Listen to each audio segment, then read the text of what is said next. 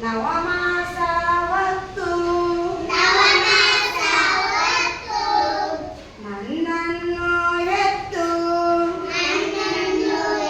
ಅಂದರು ಸಾಕಿದ ತಾಯಿಗೆ ವಂದನೆ ಮೈ ಮುರಿದು ದುಡಿದು ನನ್ನನ್ನು ಬೆಳೆಸಿ ಸಾಕಿದ ತಂದೆಗೆ ವಂದನೆ ಅಂದ್ರೆ ಎಲ್ಲರೂ ವಿದ್ಯಾ ಬುದ್ಧಿ ಬಾಲ್ಯಾದಿ ಕಲಿಸಿ ಹರಸಿದ ಗುರುವಿಗೆ ವಂದನೆ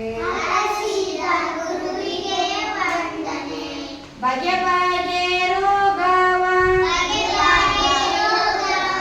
ವಾಸಿ ಮಾಡುವ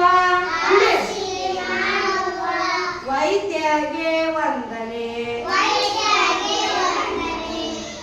ನಿತ್ಯದಿ ದುಡಿದು ಅನ್ನಮೇ ಅನ್ನವ ನೀಡುವ